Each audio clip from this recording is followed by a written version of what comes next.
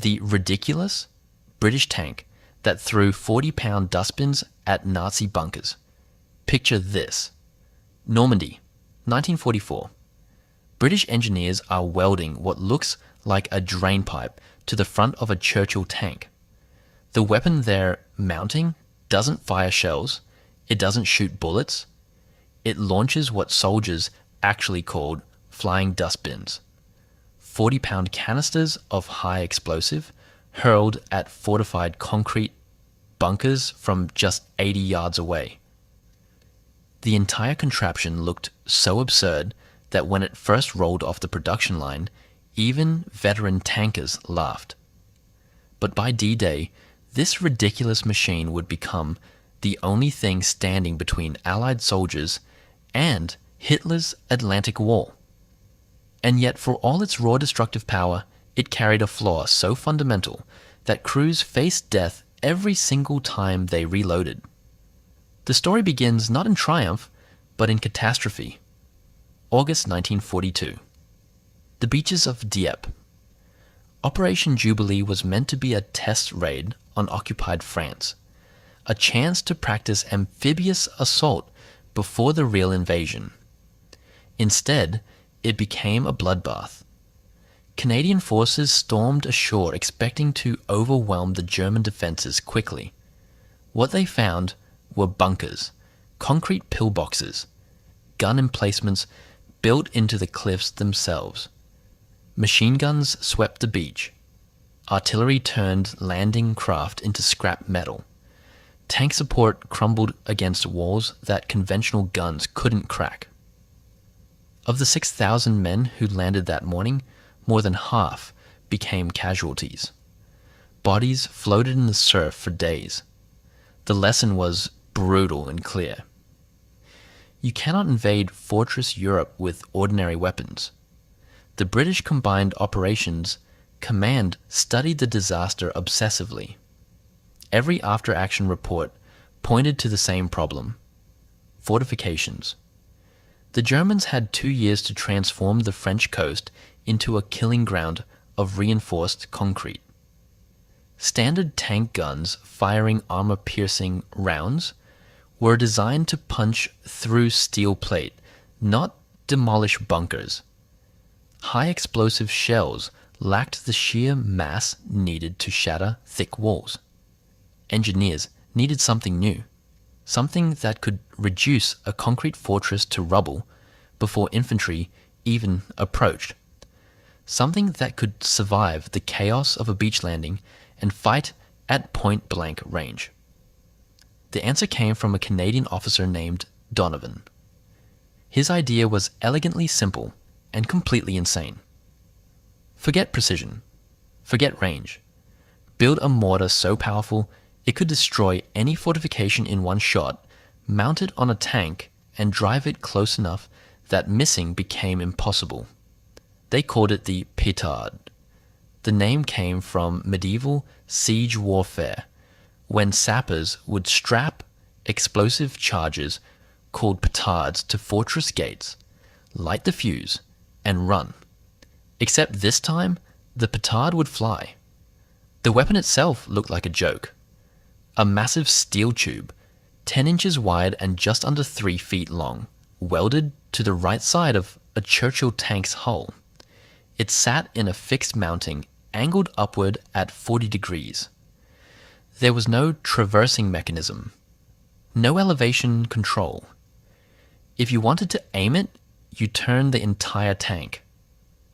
The barrel was smoothbore. Rifling would have torn itself apart under the stress, so accuracy meant getting close. Very close. The ammunition was even stranger. Engineers designed what they officially called the General Wade, a flying dustbin 20 inches long and 9.4 inches in diameter. It weighed 40 pounds. 26 pounds of that was Torpex explosive, one of the most powerful compounds the Allies had. Torpex was 50% more destructive than TNT. One dustbin carried enough punch to blow a hole 12 feet wide through 5 feet of reinforced concrete. Not crack it, not damage it, obliterate it. But here's the catch. The Petard could only throw these massive projectiles 80 yards. Effective range was closer to 60. That meant driving a 39-ton tank to within spitting distance of enemy guns, stopping, aiming the entire vehicle at the target, and firing, then reloading. And the reload procedure was where the design became almost suicidal. The Petard had to be loaded from outside the tank. Let that sink in. In the middle of combat, with machine guns raking the battlefield and artillery exploding all around, a crewman had to open the hull hatch, climb out onto the front of the tank, physically manhandle a 40-pound explosive shell, and shove it down the barrel. The entire process took nearly a minute of complete exposure. One well-aimed rifle shot, one piece of shrapnel, and the loader was dead. It was the fatal flaw built into every Churchill AVRE, and crews knew it from day one. Before we go on, if forgotten and impossible war machines fascinate you, subscribe to Forgotten War Relics and hit the bell so you never miss one. The Churchill tank itself was already a peculiar choice. Heavy infantry tank, thick armor but slow, barely 17 miles per hour on roads, half that across rough ground. The British designed it for breakthrough operations, grinding through defenses rather than racing around them. Its long hull and wide tracks could cross trenches that stopped other tanks cold. Perfect for the close-range nightmare of bunker assault. Converting Churchills into AVREs, Armoured Vehicle Royal Engineers, became a crash program. Workshops pulled standard gun tanks off the line and gutted them. Out came the main gun. In went the Petard. Engineers reinforced the hull to handle the massive recoil. Each AVRE carried a crew of 6. Commander, driver, co-driver, wireless operator, gunner, and the loader who would brave enemy fire with every shot. They added metal brackets across the hull for carrying everything assault engineers needed. Explosives, bridging equipment, fascines, enormous bundles of logs for filling anti-tank ditches. Some AVREs carried frame charges, box-like explosive packages on metal arms that could be placed directly against concrete walls. By June 1944, the British had over 150 Churchill AVREs ready. Crews trained relentlessly, practicing reload drills until they could do it in pitch darkness. They rehearsed beach landings on English shores that matched Normandy's geography, and they waited. The Atlantic Wall loomed ahead, thousands of bunkers, millions of tons of concrete, all of it waiting. D-Day morning, June 6th, 1944. Churchill AVRE. As rolled off landing craft into chest-deep water, engines roaring against the tide. Sword Beach, Juno Beach, Gold Beach. The Petard-armed tanks pushed forward through a storm of machine gun fire and mortar rounds. Their mission? Crack Hitler's Atlantic Wall before infantry got slaughtered against it. The first targets appeared almost immediately. Concrete pillboxes sweeping the beaches with interlocking fire. Standard tank shells bounced off or left shallow scars. The AVREs lumbered forward, closing to point-blank range. 50 yards, 40, 30, the petards fired. 40-pound dustbins of high explosive slammed into reinforced concrete at close range. The sound was apocalyptic. Bunkers that had withstood years of aerial bombing disintegrated. Entire walls collapsed inward. Gun ports became gaping wounds. Defenders inside died from blast overpressure before the concrete stopped falling. One AVRE knocked out 4 pillboxes in the first hour of the invasion. Its crew reloaded 23 times under direct fire, but the Petard's limitations showed immediately. That range, that terrible suicidal range.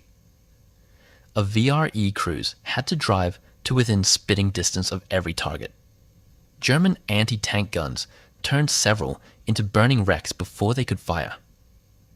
At Sword Beach, an AVRE took 3 direct hits while approaching a bunker. The petard round cooked off inside. The tank erupted. No survivors. The ones that reached firing position proved devastating. A single AVRE at Lyon-sur-Mer obliterated a gun casemate that had pinned down an entire infantry battalion. The petard round went through the firing slit and detonated inside. The explosion blew the gun barrel off its mounting and killed everyone in the fortification. British troops advanced over the rubble minutes later. Numbers tell the story. On D-Day, 79 Churchill AVREs landed. 26 were lost, 1 in 3, but they destroyed over 150 fortified positions in the first 48 hours. Without them, casualty estimates for British and Canadian forces would have doubled, perhaps tripled. The AVREs kept fighting through Normandy, through France, into Belgium and the Netherlands. Every fortified town became their testing ground. At Flushing, AVREs demolished German positions street by street, their petards reducing concrete strongpoints to rubble at ranges where other tanks were helpless. In the Reichswald forest, they punched through the Siegfried Line's bunkers, clearing paths for infantry through Hitler's last Western defense. Germany's Rhine crossings in 1945 saw the final major AVRE actions. Engineers needed to secure bridgeheads fast. VREs went in first, demolishing fortified positions on the river's east bank. One crew fired 37 petard rounds in a single day. The loader's arms were black with bruises. But they cleared the Zrandazuri way. The war in Europe ended. The Churchill AVRE had fired thousands of rounds in combat. Survival rates for crews remained grim. Over 40% killed or wounded. The price of fighting at ranges measured in yards rather than hundreds of yards. But they accomplished the mission. They broke fortifications that conventional tanks couldn't touch. Yet the military establishment never embraced the petard. Too specialized, too dangerous, too crude. After 1945, the British Army looked at the Churchill AVRE and saw an emergency solution to an emergency problem. Nothing more. Development shifted to recoilless rifles and shaped charges, weapons that could destroy bunkers from safer distances. The petard's replacement, the 165mm demolition gun, arrived in 1963. Longer range, better accuracy, proper ammunition. By then, most petard-armed AVREs had been scrapped. A few survived in museums. Relics of a moment when Britain needed something impossible, and engineers delivered something absurd. The flying dustbin. The most ridiculous effective weapon of World War II. Military historians still argue about it. Some call it brilliant improvisation under impossible constraints. Others call it a death trap that succeeded despite itself. Both are right. The Churchill AVRE petard worked because crews were willing to drive into hell at walking pace, reload a massive bomb by hand under fire, and get close enough to touch what they were trying to kill. Modern armies don't build weapons like this anymore. Too crude, too dangerous, too desperate. We have precision-guided missiles now. Drones, smart munitions that strike from miles away, clean, surgical, safe. But in 1944, breaking Hitler's Atlantic Wall required something different, something that could look at a concrete fortress and say, we'll just throw a dustbin at it. And somehow, impossibly, it worked. If you enjoyed this, Subscribe to Forgotten War Relics for more of the strangest machines history forgot.